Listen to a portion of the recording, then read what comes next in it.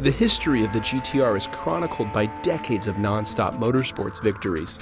Its utter dominance in touring car racing was so constant, it always seemed to be faster and more capable than every other car in the field, no matter the weight penalty. While the GTR of today doesn't compete as regularly, its supremacy continues. The modern version seems to be a magic number generator, always producing acceleration and handling results that redefine what's possible. And now we have a version in the US built for the track to continue that history. The 2014 GTR Track Pack.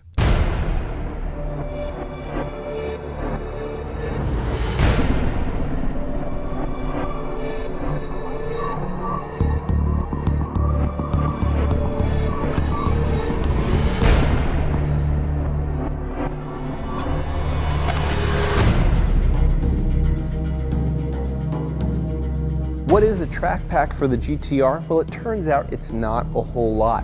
What you get are some brake cooling guides for the front and rear rotors. Down here you have the same forged raised wheels that you get on the Black Edition, and they're wrapped with the same sticky Dunlop tires. But behind them are the Bilstein shocks, and those have been retuned, and you also get stiffer spring rates. Now inside you have seats that look like they came out of a Pep Boys catalog, but they're wrapped with a material that is extra sticky, so it should hold you in place during sustained G-load.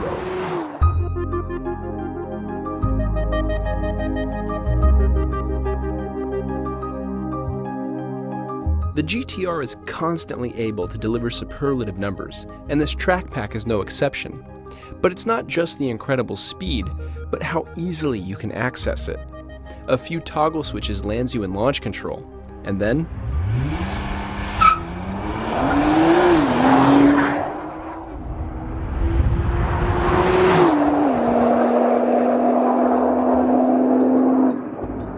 that 0 to 60 result is tied with the fastest production cars we've ever recorded.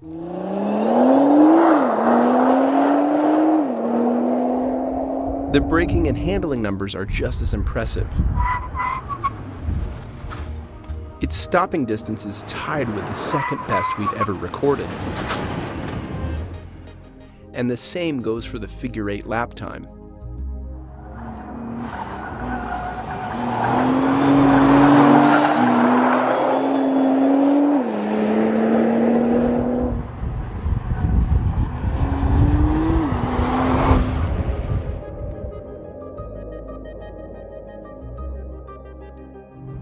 Now, the last time we had a GTR, we went on and on about how it did in normal magazine testing, 0 to 60 quarter-mile skid pad, figure 8 and all that stuff. But now we have the GTR Track Pack, and we are on a racetrack. So we're going to see how well it does here at Streets of Willow. First, to do that though, we have to put the diff in race mode, we have to put the suspension in race mode, and the traction control and stability control in off mode, which is the best mode. Now, let's get started.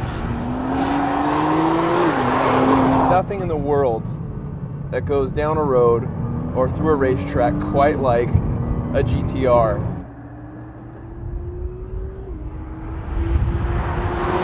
The rapid, just absolutely ferocious and insane acceleration out of a corner is like nothing else. It seems to be why this car is made, is to just explode out of corners. Everything it does is for that goal.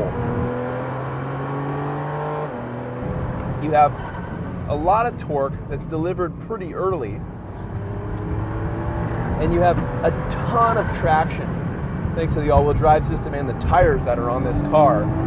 And so when you get to a point on a corner where you start applying the throttle, you can just go flat. And the fun part about driving this car on a track is just seeing how far from an apex or after an apex you can go flat on the throttle, and how quickly you'll just explode out of corners. It's ridiculous.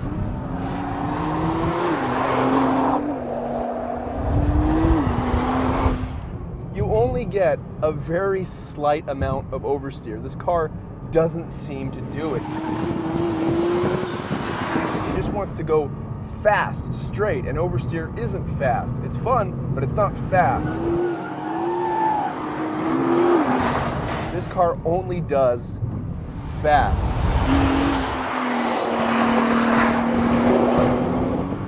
Now, what you get out of the track package isn't a completely different car. This is still the same old GTR. They've just tweaked a few things to make it, I think, last a little bit longer on a racetrack, to help you drive it a little bit better. Now, the stiffer springs, the revised dampers, they give the car a great sense of control through the bumpier bits, but the car rides stiffly. It rides very stiff. You get all kinds of bumps and impacts and crashes and whatnot over some of the rougher parts of this track. And this is a pretty rough track. Like right there.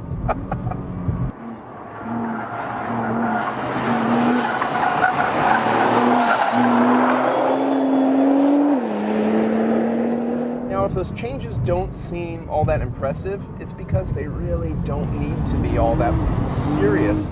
This car is so capable in stock form that it doesn't need a dramatic change in its hardware in order to dominate racetracks. It does that easily. This car makes machines that cost twice as much of it look dumb in terms of performance.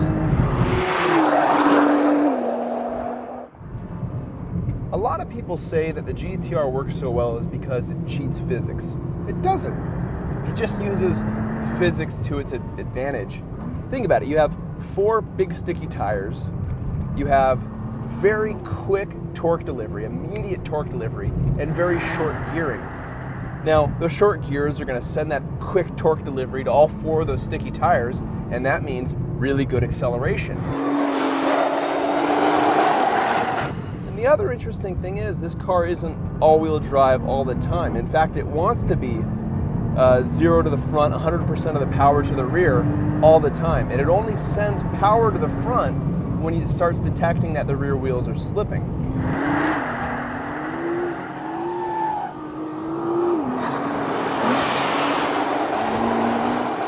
At times it can feel like you're driving a science project. There's all these vibrations and clunks and things happening in the drivetrain. The sound it makes, it doesn't sound quite like anything else. It's got this metallic howl like you're sitting in a jet plane.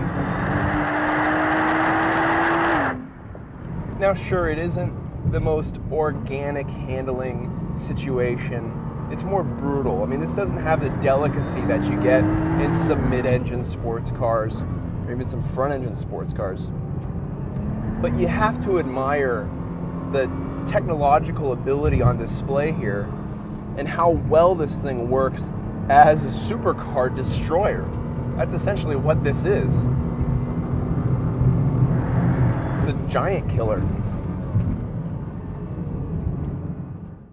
But to find out how fast this GTR can go, we'll hand it over to Randy Popst. Well over 100, into the turn 1 kink. This new GTR is a better balanced car than any GTR before it.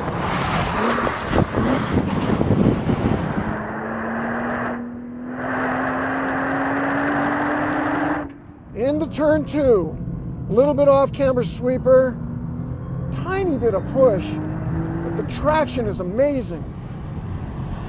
And turn 4, a little rough. Nissan soaks it up. This is a very stable and yet still balanced car.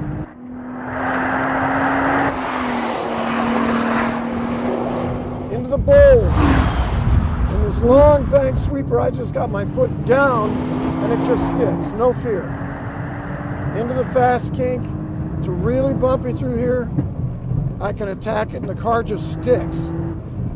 Pretty amazing through there. Down to second gear. Launches off the corner right before the skid pad, heading back to the front straightaway. Little push, got the power early, got some push, and then blasting off the corner like shot out of a gun over the finish line.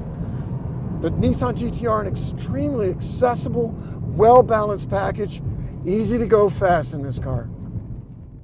With a staggering 1 minute, 19.5 second lap time, the GTR is faster than anything we've ever lapped here. It's simply extraordinary. This is faster. It doesn't matter against what, the GTR is simply faster. While the modern GTR may not be as involved in motorsports as its predecessors were, it still matches the precedent they set. If there's any real description for that, it's a history of dominance.